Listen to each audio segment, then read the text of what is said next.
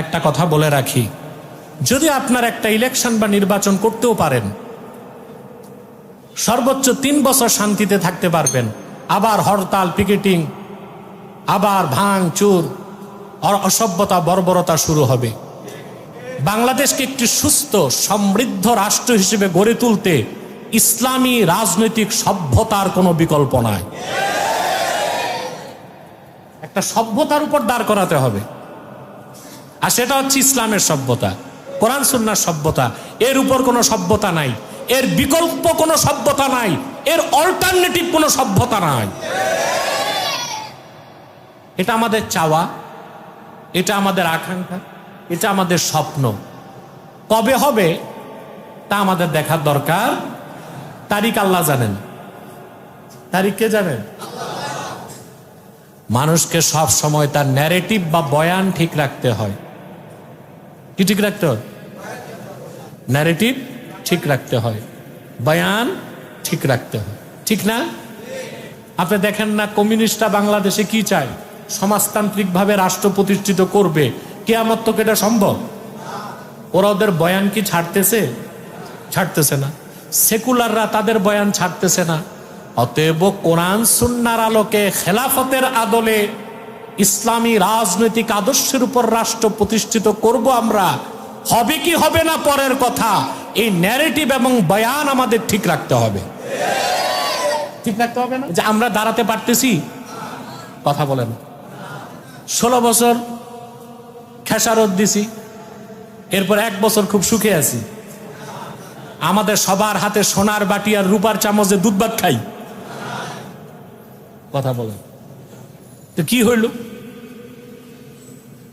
কারণ আমরা একটা সভ্যতার উপর রাষ্ট্রকে দাঁড় করাতে পারি নাই। আপনার আমার রাজনৈতিক লেকচারগুলো শুনেছেন 10 মাসে, শুনেন নাই? আল্লাহ রসিম দয়া, 98% আমার অ্যানালাইসিস ও ব্যাখ্যা রাজনীতির ব্যাপারে মানুষ মিল পেয়েছে। বাংলাদেশের মানুষ, সাবকন্টিনেন্টের মানুষ অধিক সংখ্যক হচ্ছে চোর, সোট্টা, লুচ্চা, বদমাইশ, মানুষের ক্ষতিকারক। পুরা সাবকন্টিনেন্ট, গোটা সভ্যতাটাকে ইংরেজরা ধ্বংস করে দিয়ে গেছে। যতটুক টিকে আছে এটা আল্লাহ আল্লাহ বুজুর্গ ওলামায়ে কেরাম এবং পীরমা শায়েখদের অবদান।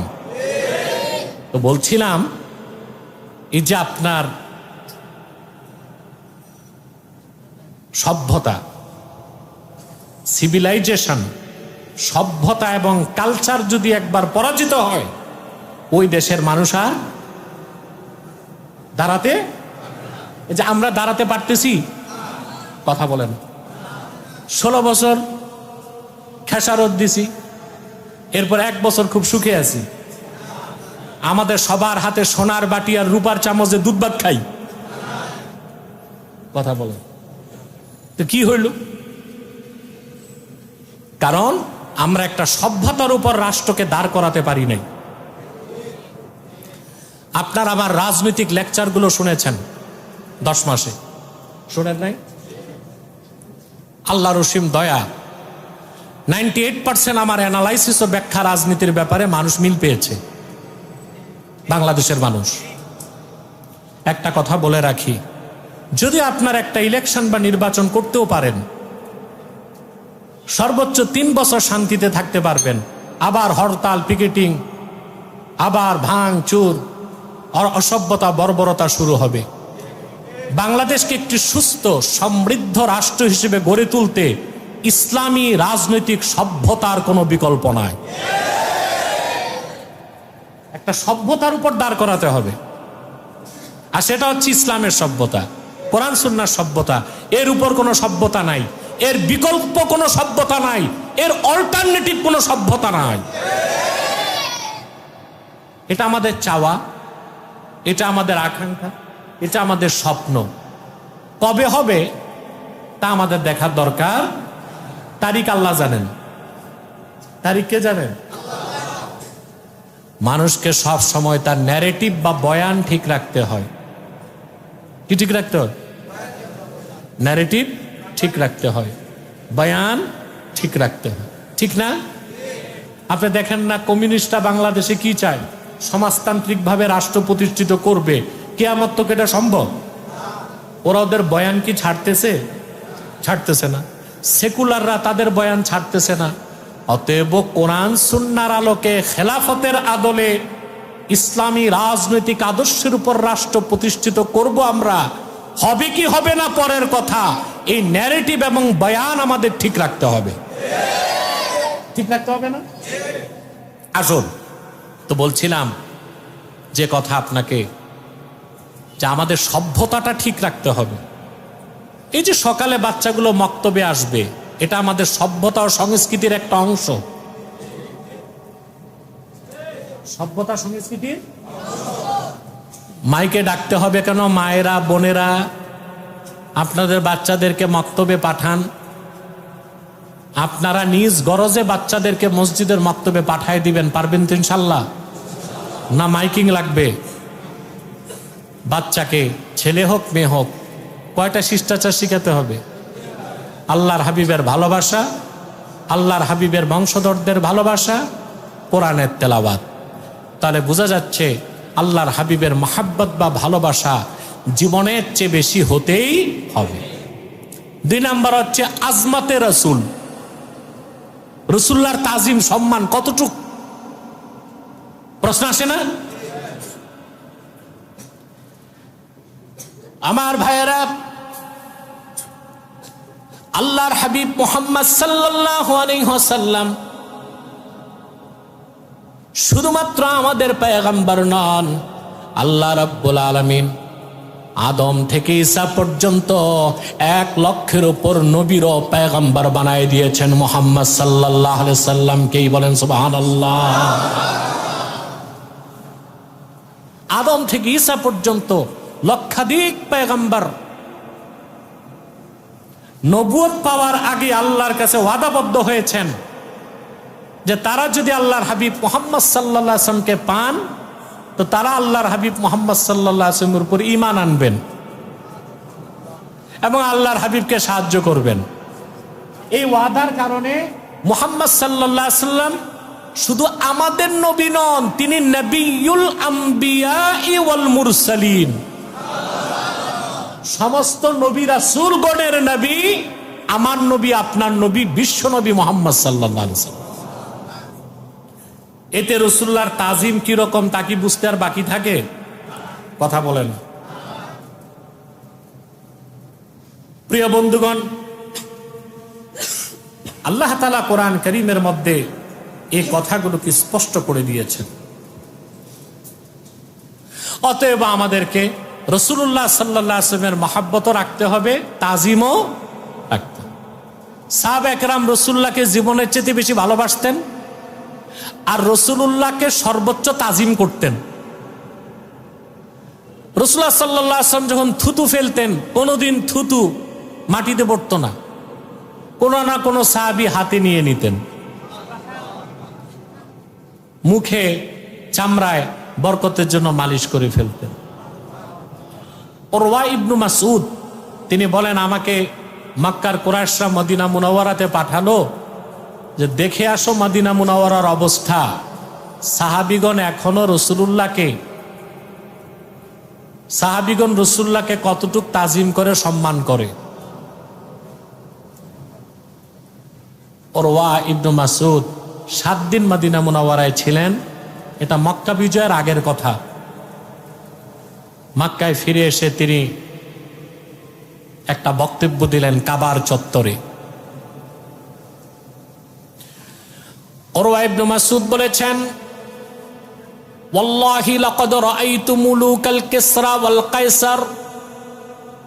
আল্লাহর কসম, আমি রোম সম্রাটদের দেখেছি, পারস্য সম্রাটদেরকে দেখেছি, কিন্তু মদিনা মুনাওয়ারাতে মুহাম্মদ সাল্লাল্লাহু আলাইহি সাল্লামের যে সম্মান মর্যাদা দেখেছি, পৃথিবীর অন্য কোনো মানুষের এত সম্মান মর্যাদা দেখি নাই। সাহাবা একরাম মুহাম্মদ সাল্লাল্লাহু আলাইহি সাল্লামকে কি রকম সম্মান করেন আমি দেখেছি। রাসূলুল্লাহ যখন মদিনা মুনাওয়ারার পথে হাঁটতেন, সাহাবীগণ ডানে বামে অপেক্ষা করতেন কখন রাসূলুল্লাহ থুতু নিক্ষেপ করবেন।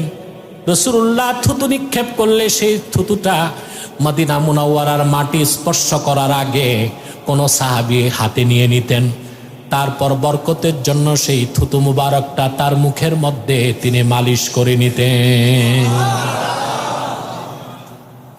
আমি দেখেছি মুহাম্মদ সাল্লাল্লাহু আলাইহি ওয়াসাল্লাম যখন ওযু করতেন তো ওনার ওযুর ব্যবহৃত পানি নিয়ে সাহাবায়ে কেরাম কারাকারি করতেন, এইরকম যেন যুদ্ধ শুরু হবে। আল্লাহু আকবার। রাসূলুল্লাহর তাজিমের কথা শুনলে বেটা তুমি শিরক খোঁজো। তামাম মাখলুকাতকে যারা তাওহীদের শিক্ষা দিলেন সেই সাহাবায়ে কেরামই রাসূলুল্লাহকে এইরকম তাজিম করতেন। সুবহানাল্লাহি বিহামদি। সালফে সালিহিন কি করছেন? ইমাম মালিক রহমতুল্লাহ, যাকে বলা হয় ইমাম দারিল হিজরা, ইমাম মালিক, ইমাম আবু হানিফার সমসাময়িক, মালিকি মাযহাবের ইমাম, কাজী আয়াজ কিতাবুশ শিফাতে লিখেন, ইমাম মালিকের কাছে কেউ যদি প্রশ্ন করতে যেত এলেম অর্জন করতে, বুঝলেন, তো উনি জারিয়া, ছোট একটা মেয়ে ছিল বাড়িতে, গৃহ পরিচারিকার মতো, তাকে আগে পাঠাতেন কেন আসছে, তো বলতে একটা মাসালা জানতে আসছে, উনি সাথে সাথে বের হয়ে মাসালার উত্তর দিয়ে দিতেন। আর যদি বলা হতো যে আল্লাহর রসুলের একটা হাদিস শুনতে এসেছেন, ইমাম মালিক বের হতেন না, গোসল করতেন, নতুন কাপড় পরতেন, সুগন্ধি আতর লাগিয়ে পাগড়ির উপর রুমাল লাগাতেন, তারপর সর্বোচ্চ তাজিমের সাথে রাসূলুল্লাহর হাদিস তেলাওয়াত করতেন। রাসূলুল্লাহ সাল্লাল্লাহু আলাইহি ওয়াসাল্লামের তাজিম তো চিন্তার ঊর্ধ্বে, ওনার হাদিসের তাজিম কি এটার প্রমাণ ইমাম মালিক দিয়েছেন, বলেন সুবহানাল্লাহ। এখন আল্লাহর হাবিব নূর নবীজি মুহাম্মদ সাল্লাল্লাহু আলাইহি সাল্লামের রেখে যাওয়া দ্বীনের অনুসরণ করে আমরা যারা মুমিন মুসলমান ১৫০০ বছর পরে ফিতনার যুগে এসেছি, আমরা রাসূলুল্লাহর তাজিম কিভাবে করব? প্রশ্ন আসে না? কথা বলেন।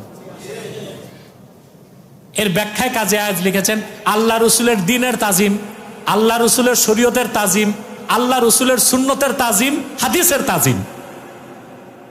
আরেকটা কথা সবচেয়ে সুন্দর লিখেছেন ইবনু হাজার আসকালানী রাহমাতুল্লাহ, আমি তা বলবো।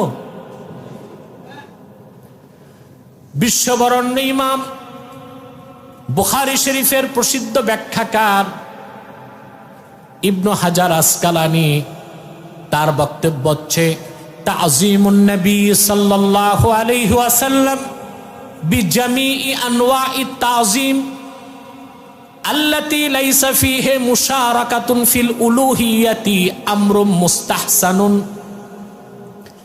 ইনদামান নাওয়ারাল্লাহু বাসাইরাহুম। কার কথা? ইবনু হাজার আসকালানীর বক্তব্য এটা। তিনি বলেন তাযীমুন নবী সাল্লাল্লাহু আলাইহি ওয়াসাল্লাম বিজামিই আনওয়াইত তাযীম, মুহাম্মদ সাল্লাল্লাহু আলাইহি সাল্লামকে তাজিম করার, সম্মান করার যত পদ্ধতি আছে, আল্লাতী লাইসা ফীহি মুশারাকাতুন ফিল উলুহিয়্যাতি, এমন পদ্ধতি যেই পদ্ধতিতে রাসূলুল্লাহকে তাজিম করলে আল্লাহর সাথে শিরক হবে, তাছাড়া সকল পদ্ধতিতে রাসূলুল্লাহ সাল্লাল্লাহু আলাইহি সাল্লামের তাজিম করা মুস্তাহাব, মুস্তাহসান সেই সকল ব্যক্তিদের নিকট যাদের অন্তর চক্ষুগুলোকে আল্লাহ তাআলা মারেফতের নূর দিয়ে নূরানি করে দিয়েছেন। এই জন্য আল্লাহ রসুলের নাম শুনে আজানে আমরা চুমু খাই না অনেকে, এটাও নাউউম মিন আনওয়াইত তাযীম, নাউউম মিন আনওয়াইত তাযীম, এটাও রাসূলুল্লাহর নামের সম্মান। রাসূলুল্লাহর নাম শুনে আজানে যদি চুমু খায়, এটা কি আল্লাহর সাথে শিরক হবে? হবে। ইবনু হাজারের মতে এটা কি? মুস্তাহাব, মুস্তাহসান।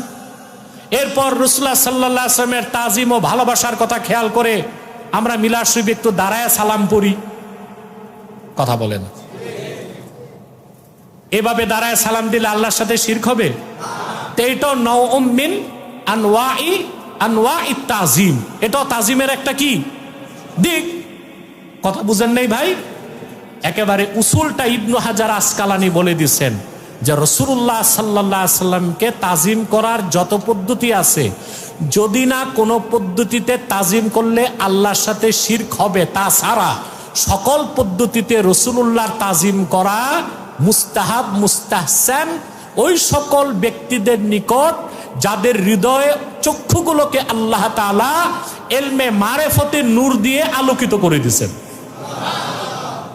কোন চোখের পাওয়ার বেশি? কপালের চোখ না অন্তর্দৃষ্টি? কথা বলে না। এই যে কপালের চোখ আছে দুইটা, আছেন আপনার, কথা বলে না। এটা তো তেলাপোকার আওয়াজ, কথা বলে। ব্যাঙ্গেরটা আরো বড়, কি বলে? শুধুমাত্র কাফের মুশরিকেরও এই দুই চোখ, গরু ছাগলের যেমন দুইটা করে চোখ, কাফের মুশরিকদেরও দুইটা করেই। কিন্তু উম্মতে মুহাম্মাদি প্রত্যেক মুমিনকে আল্লাহ আরো দুইটা চক্ষু দিয়েছেন, অন্তর্চক্ষু। তা আপনি যখন এই যেটা আই সাইট, চোখে দেখেন, কপালের চোখে, এটা সর্বোচ্চ দৃষ্টি 21 মাইল। কত? এটাকে আরবিতে বলা হয় বাসার, কি বলে? আর ইমানের যে চোখ, হৃদয় চক্ষু দিয়ে দেখা, ওইটার নাম বাসিরাত। ওটার নাম কি? বাসিরাত। ওটার নাম কি?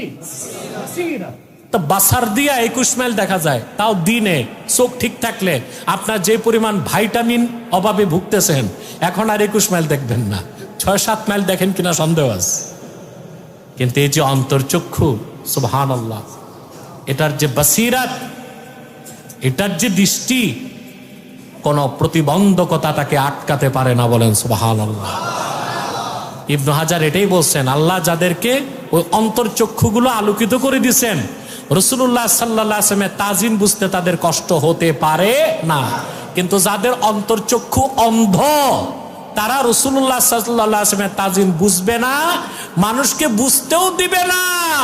দাল্লু ওয়া আদাল্লু, নিজেরও পথভ্রষ্ট হবে, মানুষকেও পথভ্রষ্ট করবে। কথা বুঝতে পারছেন? এই যে ঈদ মিলাদুন নবী সাল্লাল্লাহু আলাইহি ওয়াসাল্লামের মাহফিল, এটা বাবা নাউউম মিন আনওয়াইত তাজিম, রাসূলুল্লাহর তাজিম আজমতের সাথে সম্পর্ক রাখে।